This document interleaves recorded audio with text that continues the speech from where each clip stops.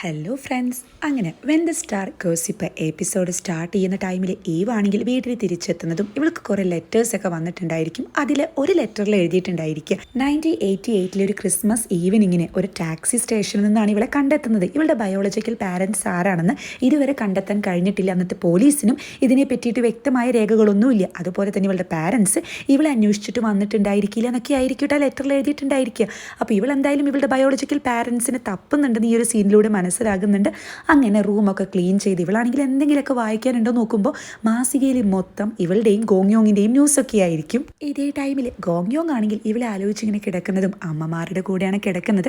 അപ്പം അമ്മമാരാണെങ്കിൽ മോനെ ഇനി നീ ഭൂമി വിട്ടിട്ട് എവിടേക്കും പോവരുതിട്ടോ എന്ന് പറയുമ്പോൾ അങ്ങനെ ആഗ്രഹമുള്ളപ്പോൾ ഒന്നും അങ്ങോട്ട് പോകാൻ പറ്റത്തില്ലെന്ന് പറയുന്ന ഗോങ്യോങ്ങിനോട്, അല്ല ഗോവിനെ നിന്നോടൊന്നും പറഞ്ഞില്ലേ, കയ്യിലൊരു മുറിവ് കണ്ടില്ലേ, അത് ഞങ്ങളെ രക്ഷിക്കാൻ നോക്കിയപ്പോൾ പറ്റിയതെന്നൊക്കെ പറയുമ്പോൾ ഇവനാണെങ്കിൽ ഒന്നും മിണ്ടാതെ ആകെ സാഡായിട്ട് ഇരിക്കുന്നത് കാണുന്ന സ്പേസ് ഏജൻസിയിലേക്ക് ഇവനെ രക്ഷിക്കുന്നത് കാണാൻ പോയ അമ്മയുണ്ടല്ലോ, ആളാണെങ്കിൽ അതെ നീ ആരുടെയെങ്കിലും മുന്നിൽ മനസ്സ് തുറക്കുന്നുണ്ടെങ്കിൽ, നീ ആരുടെയെങ്കിലും കൂടെ കിടക്കുന്നുണ്ടെങ്കിൽ അത് ഗോവിനോടെ കൂടെ മാത്രമായിരിക്കണം എന്നൊക്കെ പറയുമ്പോൾ ഇവനാണെങ്കിൽ അങ്ങ് തിരിഞ്ഞു കിടക്കുകയാണ്. നിനക്ക് ഞാൻ പറഞ്ഞത് എന്താണെന്ന് മനസ്സിലായല്ലോ, വ്യക്തമായിട്ട് കൂടുതൽ പറഞ്ഞു തരേണ്ട ആവശ്യമില്ലല്ലോ എന്ന് പറയുമ്പോൾ അമ്മമാരാണെങ്കിൽ നീ എന്തൊക്കെയാണ് പറയുന്നത്, അവന് ഗോവിനെ ഇഷ്ടമാണല്ലോ, പിന്നെ ഇങ്ങനെയൊക്കെ പറയേണ്ട ആവശ്യമുണ്ടോ എന്ന് ചോദിക്കുകയാണ്. ഇവർക്കൊന്നും അറിയത്തില്ലല്ലോ, ആ കാര്യം അവന് മനസ്സിലായിട്ടുണ്ടെന്ന് പറഞ്ഞ് അമ്മയാണെങ്കിൽ കൂടുതൽ ചൂടാകുന്ന ടൈമിൽ ഗോങ്യോങ് ആണെങ്കിലും അതെ ഞാൻ ചെറിയ കുട്ടിയല്ലേ, എനിക്ക് അത്യാവശ്യം വയസ്സായി എന്ന് പറഞ്ഞ് അവിടെ നിന്നും പോകുന്നുണ്ട്. അപ്പോൾ മറ്റമ്മമാരാണെങ്കിൽ എന്താ കാര്യം എന്ന് അവിടെ ചോദിക്കുന്നുണ്ട്. പിന്നീട് ഇവൻ ആലോചിക്കുന്നത് ഇവള് റിജക്റ്റ് ചെയ്ത ടൈമിൽ ഇവൻ പറയുന്നുണ്ട്, അതായത് മരിക്കാൻ പോകുന്ന ടൈമിൽ മര്യാദയ്ക്ക് ഭക്ഷണമോ ഓക്സിജനോ ഇല്ലാത്ത ടൈമിൽ നമ്മൾ പറഞ്ഞിരുന്നു നമുക്ക് ഡേറ്റ് ചെയ്യാമെന്ന്. തിരിച്ച് ഭൂമിയിലെത്തിയിട്ട് ഇപ്പോൾ നമുക്ക് അത്യാവശ്യത്തിന് ഓക്സിജൻ ഉണ്ട്, ഇഷ്ടംമാതിരി ഫുഡ് ഉണ്ട്, എന്ത് വേണമെങ്കിലും ചെയ്യാം. അപ്പോൾ നീ ഇങ്ങനെയാണോ പറയുന്നത്, നിനക്കിപ്പോൾ നാണക്കേട് തോന്നുന്നുണ്ടോ? അതായത് കമാൻഡറായിട്ട് പോയിട്ടുള്ള ഫസ്റ്റ് അസൈൻമെന്റിൽ ടൂറിസ്റ്റ് ആയിട്ടുള്ള ഒരാളുമായിട്ട് ശാരീരിക ബന്ധത്തിൽ ഏർപ്പെട്ടു എന്ന് അങ്ങനെ തോന്നുന്നുണ്ടോ? അവിടെ ചെയ്ത കാര്യം നിനക്കതൊരു നാണക്കേടായിട്ട് തോന്നുന്നുണ്ടോ എന്ന് ചോദിക്കുമ്പോൾ ഇവളാണെങ്കിൽ ഉണ്ടെന്ന് അവിടെ പറയുന്നതും ഇവനങ്ങ് വിഷമാകുന്നുണ്ട് കേട്ടോ. ഇവൻ്റെ കണ്ണിന്ന് വെള്ളമൊക്കെ വരുന്നുണ്ട്. ശരി അങ്ങനെയാണെങ്കിൽ നമുക്കിതിവിടെ നിർത്താമെന്ന് പറയുന്ന ഗോങ്യോങ് ആണെങ്കിൽ എനിക്ക് നിന്നെ ഒരുപാട് ഇഷ്ടമാണെന്ന് നിനക്കറിയാം, പക്ഷെ നീ അത് കണ്ടില്ല എന്ന് നടിക്കുകയാണ്. ശരി ഇവിടെ വെച്ച് നിർത്താമെന്ന് പറയുന്ന ഇവനാണെങ്കിൽ ഇനി മുതൽ ഞാൻ ഈ കപ്പ് ന്യൂഡിൽസ് കഴിക്കത്തില്ല എന്ന് പറഞ്ഞ് ദേഷ്യപ്പെടുന്ന ഗോങ്യോങ്ങിനെയാണ് കാണിക്കുന്നത്. ഇതേ ടൈമിൽ ഈ കാര്യങ്ങളൊക്കെ ആലോചിക്കുന്ന ഈവാണെങ്കിൽ ഇതൊന്നും ചിന്തിക്കേണ്ട, എല്ലാം മറന്നു കളയണമെന്ന് പറയുന്നതാണ് കാണിക്കുന്നത്. അങ്ങനെ നെക്സ്റ്റ് ഡേ ഇവരെല്ലാവരും ഫോളോ അപ്പിന് വേണ്ടി പോകുന്നുണ്ട് കേട്ടോ. മിനാലിക്ക് വേണ്ടിയിട്ടാണ് വരുന്നത്, കൂടെ സെങ്ജുനുണ്ടായിരിക്കും. ഇവർ കയറുന്നത് ഗോങ്യോങ് ഡോക്ടറുടെ അടുത്തേക്കായിരിക്കും. അമ്പോ ഡോക്ടറായിട്ട് ഇരിക്കുകയാണല്ലോ എന്നൊക്കെ പറഞ്ഞ് ഇവരങ്ങോട്ട് വരുന്നതും ഇവരാണെങ്കിൽ ഇവൻ ഇങ്ങനെ ഒരു വേഷത്തിലൊന്നും കണ്ടിട്ടില്ലല്ലോ, ഇവന്റെ ഫ്രണ്ട് ഡോക്ടറാണല്ലോ ഇവരെ നോക്കിയിരുന്നത്. അപ്പം അങ്ങോട്ട് പോകുന്നില്ലെന്ന് ചോദിക്കുമ്പോൾ താൻ ഇവിടെ ഉള്ളപ്പോൾ അങ്ങോട്ട് പോകേണ്ട ആവശ്യമില്ലല്ലോ, ഞങ്ങൾ ഈവിനോടും പറഞ്ഞിരുന്നു, പക്ഷേ അവൾ ഇങ്ങോട്ട് വരുന്നില്ല എന്ന് പറയുമ്പോൾ ഇവന്റെ മുഖത്തിലെ എക്സ്പ്രഷൻ ഒന്ന് മാറുന്നുണ്ട്. മിനാലിയുടെ ഈ പീരിയഡ്സ് ഒന്ന് റെഡി ആകുന്നില്ല, ഹെഡേക്ക് വരുന്നുണ്ടെന്നൊക്കെ പറയുമ്പോൾ ഇവനാണെങ്കിൽ കുറെ കാര്യങ്ങൾ ഇവൾക്ക് പറഞ്ഞു കൊടുക്കുന്നുണ്ട്. അല്ല മിനാലിയുടെ കൂടെ താൻ എന്തിനാ വന്ന്, നിങ്ങൾ എന്താ കല്യാണം കഴിച്ചോ എന്ന് സെങ്ജുനോട് ചോദിക്കുന്ന ടൈമിൽ ആൾക്കങ്ങ് നാണം വന്ന് താങ്ക് യു ഡോക്ടറെ എന്ന് പറയുന്നതും ഇവരാണെങ്കിൽ ആ ലോട്ടറി ടിക്കറ്റ് കൊടുത്ത സോക്സ് അങ്ങ് തിരിച്ചു കൊടുക്കുന്നുണ്ട് കേട്ടോ. ശരിക്കും പറഞ്ഞാൽ ഈ ഒരു ലോട്ടറി ടിക്കറ്റ് ഞങ്ങൾ കങ്സുവിന് കൊടുത്തതാ, പിന്നെ ഇങ്ങനെ തൻ്റെ കയ്യിൽ കിട്ടി, ഇതൊരിക്കലും തിരിച്ചു കിട്ടത്തില്ല എന്ന് പറഞ്ഞിട്ട് ഞങ്ങൾ ആ പ്രതീക്ഷയൊക്കെ അങ്ങ് വിട്ടതാ. സത്യം പറഞ്ഞാൽ തിരിച്ച് നിങ്ങൾ രണ്ടുപേരും സേഫ് ആയിട്ട് എത്തണമെന്ന് മാത്രമേ വിചാരിച്ചുള്ളൂ. ഈ ലോട്ടറി ടിക്കറ്റിൻ്റെ കാര്യം പോലും മറന്നിട്ടുണ്ടായിരുന്നു. പിന്നീട് ഇത് കണ്ട സമയത്ത് വല്ലാത്ത ഷോക്കായി പോയി എന്നൊക്കെ പറയുന്നതും അപ്പോൾ ഇവൻ അവിടെ ചോദിക്കുന്നുണ്ട്, അല്ല ഈ സ്പേസ് സ്റ്റേഷനിൽ ഇനി എന്തൊക്കെയാണ് സംഭവിക്കുക എന്ന്. അപ്പോൾ ഇവരാണെങ്കിലും അവിടേക്ക് ഒരു ഇൻവെസ്റ്റിഗേഷൻ ടീമൊക്കെ പോയിട്ട് ആൾക്കാർ പോയിട്ട് ഇൻവെസ്റ്റിഗേഷനൊക്കെ നടക്കുമെന്ന് പറയുന്ന ടൈമിൽ സെങ്ജുനാണെങ്കിൽ എന്തെങ്കിലും പ്രശ്നമുണ്ടെന്ന് ചോദിക്കുമ്പോൾ ഗോങ്യോങ് ആണെങ്കിൽ അല്ല എൻ്റെ ഫോണേ അത് കാണാനില്ല, അവിടെ എവിടെയോ പെട്ടിട്ടുണ്ട്, അത് അവരുടെ കയ്യിൽ കിട്ടുകയാണെങ്കിൽ ചെറിയൊരു പ്രോബ്ലം ആവുമെന്ന് ടെൻഷൻ ഉണ്ടെന്ന് പറയുമ്പോൾ ആ കാര്യത്തിൽ അങ്ങനെ ടെൻഷൻ അടിക്കേണ്ട, അത്രയും ചെറിയ കാര്യങ്ങളൊന്നും കണ്ടുപിടിക്കാൻ വഴിയില്ല. ഈ ലോട്ടറി ടിക്കറ്റിൻ്റെ കാര്യം തന്നെ നോക്കിക്ക്, ഒരു വർഷം എടുത്തു ഞങ്ങൾ അവിടെ ഉണ്ടായിട്ട് പോലും കണ്ടുപിടിക്കാൻ. ഇപ്പോഴാണെങ്കിൽ അവിടെ മൊത്തം തകരാറായിട്ട് കിടക്കുകയാണല്ലോ, അതുകൊണ്ട് കണ്ടുപിടിക്കാൻ സാധ്യതയില്ലെന്ന് സെങ്ജുൻ പറയുമ്പോൾ മിനാലി ആണെങ്കിൽ ഞങ്ങൾ ഉടനെ തന്നെ വീണ്ടും അങ്ങോട്ട് പോകുന്നുണ്ടല്ലോ, അപ്പോൾ ഫോൺ കണ്ടുപിടിക്കുകയാണെങ്കിൽ തിരിച്ച് സേഫ് ആയിട്ട് അയക്കാമെന്ന് പറയുന്നുണ്ട്. ഈ വാണെങ്കിലോ ഗോങ്യോങ്ങിൻ്റെ ഫ്രണ്ടിനെയാണ് കാണുന്നത്. അപ്പോൾ ഇവളുടെ സിംറ്റംസ് ഒക്കെ പറയുന്ന ടൈമിൽ ഇത് പ്രഗ്നൻസിയുടെ സിംറ്റംസ് പോലെ ഉണ്ടല്ലോ എന്ന് പറയുമ്പോൾ അതിന് ഞാൻ പ്രഗ്നൻ്റ് അല്ലല്ലോ എന്നിവ പറയുമ്പോൾ അത് ശരിയാ, അതിന് സാധ്യതയില്ലല്ലോ എന്ന് പറയുന്ന ഇവനാണെങ്കിൽ പിന്നീട് ടെസ്റ്റൊക്കെ ചെയ്യുന്നതും കുഴപ്പമൊന്നുമില്ല, നന്നായിട്ട് ഫുഡ് കഴിക്കണം, അതുപോലെ റെസ്റ്റ് എടുക്കണം എന്നൊക്കെയാണ് പറയുന്നത്. ഗോങ്യോങ് ആണെങ്കിൽ പുറത്തേക്ക് വരുന്ന ടൈമിൽ ഇവന്റെ മുന്നിൽ ഇങ്ങനെ ഇരിക്കുന്നത് കാണുന്നുണ്ട്, നൈസായിട്ടൊന്ന് ഒളിഞ്ഞു നോക്കാനൊക്കെ ശ്രമിക്കുന്നുണ്ട്. ഇതേ ടൈമിൽ ഗോവിനെ കാണിക്കുന്നുണ്ട് കേട്ടോ. ഇവളിരുന്ന് കരയുന്നതും അങ്ങോട്ട് വരുന്ന സെക്രട്ടറിയോട് കരഞ്ഞുകൊണ്ട് അവനെ തിരിച്ചു വിളിക്കാനൊന്നും പറ്റത്തില്ല, വേറെ എന്തെങ്കിലും യൂസ് ചെയ്യേണ്ടി വരും എന്ന് പറയുമ്പോൾ എന്ത് യൂസ് ചെയ്യാനാണ് മാഡം എന്ന് സെക്രട്ടറി അവിടെ ചോദിക്കുന്നുണ്ട് കേട്ടോ. ഈ സീൻ ഇവിടെ കട്ട് ചെയ്ത് പിന്നീട് കങ്സു ആലോചിക്കുന്നതായിട്ട് കാണിക്കുന്നത് ഇവർ രണ്ടുപേരും ഫസ്റ്റ് ടൈം എങ്ങനെ മീറ്റ് ചെയ്തേനായിരിക്കും. അതായത് ചേട്ടൻ മരിച്ചതിന് ശേഷം അച്ഛൻ്റെ കൂടെ ഗോവിന് ഒരു ബുദ്ധയുടെ ടെമ്പിളിലേക്ക് വരുന്നതും എത്രയോ പ്രാവശ്യം 1000-ൽ കൂടുതൽ പ്രാവശ്യം നമസ്കരിക്കാനൊക്കെ പറയുന്നുണ്ട്. അച്ഛനും ഇവളും അത് ചെയ്യുന്ന ടൈമിലാണ് കങ്സുവിൻ്റെ അച്ഛനും കൂടി അങ്ങോട്ട് വരുന്നതും ഈ രണ്ടച്ഛന്മാർ നൈസായിട്ട് അവിടെ നിന്ന് സ്കൂട്ടാകുന്നുണ്ട്. ഇവളാണെങ്കിലും ഇവനെ മൈൻഡ് ചെയ്യാതെ ഇങ്ങനെ നമസ്കരിച്ചുകൊണ്ടിരിക്കുകയാണ്. അപ്പോൾ കങ്സു ആണെങ്കിൽ അതെ എന്നെ അറിയൂ, ഞാൻ ആരാണെന്നറിയോ, നമ്മൾ രണ്ടുപേരും പരസ്പരം മീറ്റ് ചെയ്യാൻ വേണ്ടിയിട്ട് നമ്മുടെ അച്ഛന്മാരൊപ്പിച്ച പണി ചെയ്തെന്ന് പറയുമ്പോൾ ഇവൾക്കാണെങ്കിൽ കാര്യം മനസ്സിലാകുന്നുണ്ട്.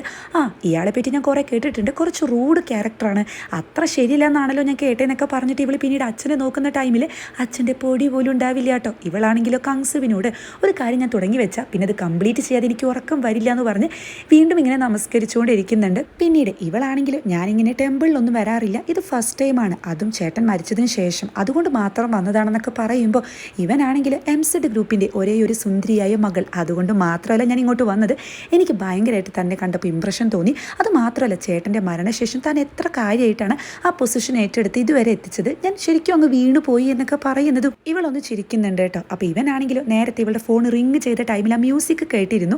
ആ മ്യൂസിക് അത്ര ഇഷ്ടമാണെന്ന് ചോദിക്കുമ്പോൾ അതെൻ്റെ ചേട്ടൻ്റെ ഫേവറേറ്റ് ആയിട്ടുള്ള മ്യൂസിക്കാണ്, എനിക്ക് വേണ്ടി ഇടയ്ക്കിടയ്ക്ക് പാടി തരികയായിരുന്നു എന്നൊക്കെ പറയുന്ന ഗോവിനെയാണെങ്കിൽ അല്ല താനൊരു ആസ്ട്രോണൻ്റ് ആണല്ലോ, ഈ സ്പേസിലേക്കൊക്കെ പോകാൻ അത്രയ്ക്കും താല്പര്യമാണോ, അതുകൊണ്ടാണോ അങ്ങനെ ആയെന്ന് ചോദിക്കുമ്പോൾ ഇവനാണെങ്കിൽ ആകാശത്തേക്ക് ചൂണ്ടിക്കാണിച്ചിട്ട് ഓരോ സ്റ്റാർസിൻ്റെയും പേര് പറഞ്ഞു കൊടുക്കുന്നുണ്ട് കേട്ടോ.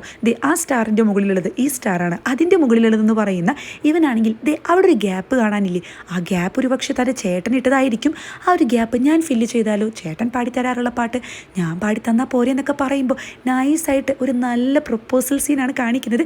ഇങ്ങനെയൊക്കെ പ്രൊപ്പോസ് ചെയ്താൽ ആരാ വീഴാതിരിക്കുകയല്ലേ. അപ്പോൾ ഇവളാണെങ്കിൽ ചിരിക്കുന്ന ടൈമിൽ അപ്പോൾ എങ്ങനെ നമുക്ക് ഒരുമിച്ച് പോയാലോ എന്ന് ചോദിക്കുമ്പോൾ ഗോവിനെയാണെങ്കിൽ അതെ താൻ പറഞ്ഞ ആ ഒരു ഗ്യാപ്പ് ഉണ്ടല്ലോ, ആ ഗ്യാപ്പ് അവിടെ ഇല്ല, അവിടെ മറ്റൊരു സ്റ്റാർ ഉണ്ടെന്ന് പറയുമ്പോൾ മനസ്സിലാക്കി കളഞ്ഞല്ലേ, എന്നാലും കുഴപ്പമില്ല നമുക്ക് ഒരുമിച്ച് പോകാമെന്ന് കങ്സു അവിടെ പറയുന്ന ഒരു നൈസായിട്ടുള്ള സീൻ ഇവൻ ആലോചിച്ചെടുക്കുന്നതായിട്ട് കാണിക്കുന്നുണ്ട്. അങ്ങനെയായിരുന്നു ഇവർ ഫസ്റ്റ് മീറ്റ് ചെയ്തത്. നെക്സ്റ്റ് സീനിൽ സ്പേസ് ഏജൻസിയിലുള്ള ചീഫും മറ്റും ഇവരെ എസ്കേപ്പ് ആക്കിയ ടൈമിൽ വീഡിയോസ് ഒക്കെ ചെക്ക് ചെയ്യുന്നതും ഗോങ്യോങ്ങും ഫ്രണ്ടും ഫുഡ് കഴിക്കുന്ന ടൈമിൽ ചീഫ് ഇവനോട് വിളിച്ചിട്ട് എനിക്കൊരു ഉപകാരം ചെയ്തു തരണം, എത്രയും പെട്ടെന്ന് ഇങ്ങോട്ട് വരാൻ പറ്റുമെന്നൊക്കെ ചോദിക്കുന്നുണ്ട്. ഇവനാണെങ്കിൽ പിന്നെന്താ കുഴപ്പമൊന്നുമില്ലല്ലോ എന്ന് പറയുന്നതും അങ്ങോട്ട് വരുന്ന സ്പെക്സുകാരനാണെങ്കിൽ ചീഫിനോട്, അതായത് ഇവർ രണ്ടുപേരും ഹഗ് ചെയ്തിരിക്കുന്ന ഒരു വീഡിയോ കാണുന്നുണ്ടല്ലോ, അല്ല ഈ അയ്യോയിന് നമ്മളെല്ലാ വീഡിയോസും കൊടുക്കണമല്ലോ, പക്ഷേ ഈ ഒരു വീഡിയോ അത് കൊടുക്കണോ, ഇത് കുറച്ച് പ്രശ്നമാവത്തില്ലേ എന്ന് ചോദിക്കുമ്പോൾ എന്ത് പ്രശ്നം, അല്ലെങ്കിൽ തന്നെ ഇതിലിപ്പോൾ എന്താ ഉള്ളതെന്ന് ചോദിക്കുമ്പോൾ അങ്ങോട്ട് വരുന്ന സ്പെക്സുകാരിയാണെങ്കിൽ അതെ ഇവരുടെ എക്സ്പ്രഷൻ കണ്ടിട്ട് എന്തോ ഒരു പന്തികേടില്ലേ, ഇത് കാണുമ്പോൾ ഇവർ സെക്സ് ചെയ്തിട്ട് കിടക്കുന്നത് പോലെ തോന്നുന്നുണ്ടെന്ന് പറയുന്നതും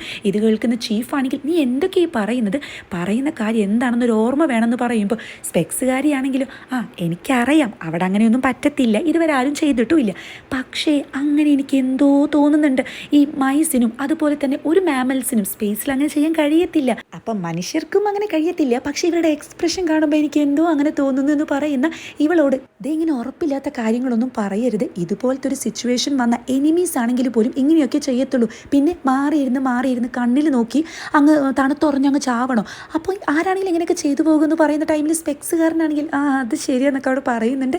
എന്നാൽ ഇവളാണെങ്കിലും അതെ നമുക്ക് ഈവിൻ്റെ സ്വഭാവം അറിയാലോ, നന്നായി തന്നെ അറിയാം, ആളുടെ ഒരു ക്യാരക്ടർ അനുസരിച്ച് ഇതുപോലത്തെ ഒരു സന്ദർഭം ഉണ്ടായ ആളുടെ കോട്ട് കൂടി ഊരിയിട്ട് ഇവനെ അങ്ങ് ഹഗ് ചെയ്തിട്ട് എസ്കേപ്പ് ആക്കാനാണ് നോക്കുക. പക്ഷേ ഇത് നോക്കി, ഇതിപ്പോൾ ഗോങ്യോങ്ങിൻ്റെ കയ്യിൽ ഒരു പാവം കുട്ടിയെ പോലെ കിടക്കുന്ന ഈവ്, എനിക്ക് വിശ്വസിക്കാനേ കഴിയുന്നില്ല, എന്തൊക്കെയോ പന്തികേടുണ്ടെന്നൊക്കെ പറയുമ്പോൾ ചീഫാണെങ്കിൽ അയ്യോയിൻ്റെ നിർദ്ദേശപ്രകാരം അറിയാലോ സ്പേസ് സ്റ്റേഷനിൽ അങ്ങനെ ആസ്ട്രോണറ്റ്സ് തമ്മിലൊരു ബന്ധമൊന്നും പാടില്ല, ഇതുവരെ മനുഷ്യന്മാർ അങ്ങനെ ചെയ്തിട്ടുമില്ല, അതുകൊണ്ട് നീ പുതിയ നിർവചനമൊന്നും ആയിട്ട് വരണ്ടെന്ന് പറയുമ്പോൾ സ്പെക്സുകാരിയാണെങ്കിൽ അതിനിപ്പോൾ എന്താ ട്രൈ ചെയ്ത് നോക്കിക്കൂടെ എന്നൊക്കെ പറഞ്ഞ് മിമിക് ചെയ്യുന്നതാണ് കേട്ടോ കാണിക്കുന്നത്. നെക്സ്റ്റ് സീനിൽ ഈവിനെ മീറ്റ് ചെയ്യാൻ പാർക്ക് വരുന്നതും ഇവൾ ഉടനെ തന്നെ സ്പേസ് സ്റ്റേഷനിലേക്ക് വീണ്ടും പോവുകയാണല്ലോ, അപ്പോൾ അതിൻ്റെ ആവശ്യമുണ്ടോ, 1-2 വർഷം കഴിഞ്ഞിട്ട് ഇനി വീണ്ടും ചിന്തിച്ചാൽ പോരെ, നീ ഒരു കാര്യം ചെയ്യ് എൻ്റെ കൂടെ വന്നിട്ട് അവിടെ അങ്ങ് നിന്നേക്കെന്നൊക്കെ പറയുമ്പോൾ എന്തായാലും ഞാൻ അങ്ങോട്ടില്ല, മാത്രമല്ല എനിക്ക് സ്പേസ് സ്റ്റേഷനിലേക്ക് പോകാതിരിക്കാൻ കഴിയില്ല, കാരണം ഞാനൊരു സംഭവം അവിടെ പകുതിക്ക് വെച്ചിട്ടാണല്ലോ ഇങ്ങോട്ട് വന്നിരിക്കുന്നത്, അത് കംപ്ലീറ്റ് ചെയ്യണ്ടേ, അല്ലെങ്കിൽ എനിക്കൊരു സമാധാനം ഉണ്ടാവില്ല എന്നൊക്കെ പറയുമ്പോൾ പാർക്കാണെങ്കിൽ ഇവൻ്റെ കൂടെ വരാൻ പറ്റത്തില്ല എന്ന് പറഞ്ഞല്ലോ,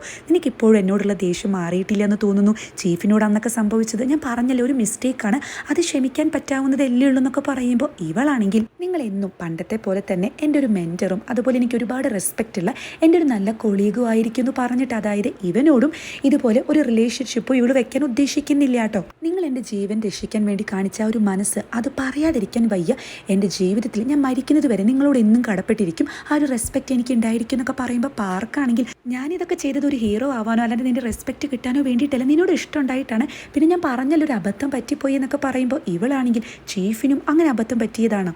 എന്തായാലും എന്നേക്കാൾ നല്ല ആളാണ് ചീഫ്.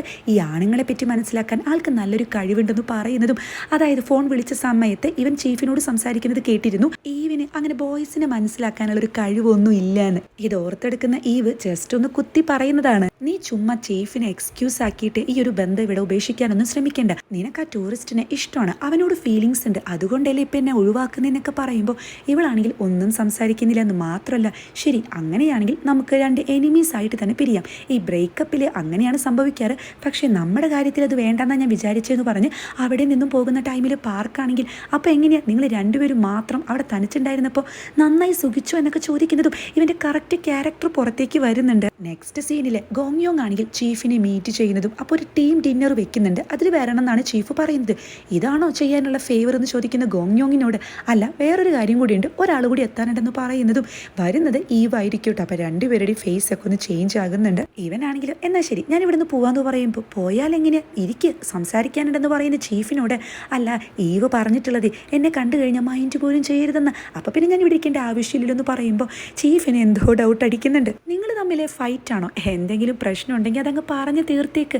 പിന്നെ വിളിച്ചു വരുത്തിയത് അയ്യോയിൽ നിന്ന് നിർദ്ദേശം കിട്ടിയിട്ടുണ്ട്, അതായത് ലാസ്റ്റത്തെ ദിവസങ്ങളിൽ നിങ്ങൾ രണ്ടുപേരും അവിടെ തനിച്ചായിരുന്നല്ലോ, അപ്പോൾ ഓരോ നിമിഷവും അവിടെ എന്താണ് സംഭവിച്ചത്, നിങ്ങൾക്ക് എന്തൊക്കെയാണ് എക്സ്പീരിയൻസ് ആയത്, അങ്ങനത്തെയുള്ള കാര്യങ്ങളൊക്കെ ഒരു റിപ്പോർട്ടായിട്ട് എഴുതണമെന്ന് പറയുമ്പോൾ ഇവനാണെങ്കിൽ, അല്ല ഈ കമാൻഡർ അത് ഒറ്റയ്ക്ക് എഴുതിയ പോലെ ഞാനും ഒറ്റയ്ക്ക് എഴുതാം, അതിൻ്റെ ആവശ്യമല്ലേ ഉള്ളൂ എന്ന് പറയുമ്പോൾ അത് പറ്റത്തില്ല, ഒരാൾ പുറത്തുള്ള ടൈമിൽ ഒരാൾ അകത്തായിരുന്നു, അങ്ങനെ ഞങ്ങളെയൊക്കെ കൂടുതൽ നിങ്ങൾക്കാണ് അവിടെ എന്താണ് എക്സ്പീരിയൻസ് ആയെന്നറിയാം. നിങ്ങൾ രണ്ടുപേരും ആ ഒരു അനുഭവത്തെ എങ്ങനെ നോക്കി കാണുന്നു എന്നുള്ളത് രണ്ടുപേരുടെ ഒരു പെർസെപ്റ്റീവിൽ ഞങ്ങൾക്ക് വേണം, അത് മാത്രമല്ല ഒരു നിമിഷം പോലും വിടാൻ പാടില്ല എന്ന് പറയുമ്പോൾ ഇത് കേൾക്കുന്ന ഗോങ്യോങ് ആണെങ്കിൽ ഒന്ന് അമർത്തിക്കൊണ്ട്, അതായത് അവിടെ നടന്ന എല്ലാ കാര്യങ്ങളും ഒരു മിനിറ്റ് പോലും ഇടാതെ എഴുതാനല്ലേ എന്നിങ്ങനെ പറയുന്നുണ്ട്.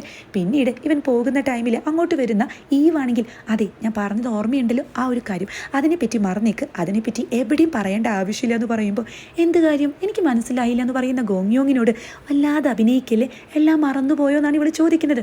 അപ്പോൾ ഇവനാണെങ്കിൽ എനിക്കൊന്നും ഓർമ്മയില്ല എന്ന് പറയുന്ന ടൈമിൽ ഈവാണെങ്കിൽ, അതെ കാര്യങ്ങൾ കുറച്ച് ഗൗരവത്തോടു കൂടി എടുക്കണം, നമ്മൾ ഈ റിപ്പോർട്ട് എഴുതുന്നത് ചുമ്മാതൊന്നുമല്ല, ഈ സ്പേസിൻ്റെ ഹിസ്റ്ററിയിൽ തന്നെ എഴുതി വെക്കാനുള്ളതാണ്, ഇനി വരുന്ന ആസ്ട്രോണൻസിന് ആ ഒരു അനുഭവമൊക്കെ പഠിക്കാനുള്ളതാണ്, നോക്കി കാണാനുള്ളതാണ്, അതുകൊണ്ട് ചുമ്മാ കളിക്കാൻ നിൽക്കാതെ സീരിയസ് ആയിട്ട് തന്നെ സമീപിക്കണം എന്നൊക്കെ പറയുമ്പോൾ ഇവളുടെ ഈ സംസാരം കേൾക്കുന്ന ഗോങ്യോങ് ആണെങ്കിൽ, ശരി മേഡം അങ്ങനെ തന്നെ ആയിക്കോട്ടെ എന്ന് പറഞ്ഞ് രണ്ടുപേരും ദേഷ്യത്തിൽ രണ്ട് വഴിക്കും പോകുന്നതാണ്. ഈ ചീഫ് ഇങ്ങനെ നോക്കി കാണുന്നത്. ചീഫിനാണെങ്കിൽ എന്തോ ഒരു ഡൗട്ട് അടിക്കുന്നുണ്ട്. ഇവിടെ വെച്ചിട്ടാണ് എപ്പിസോഡ്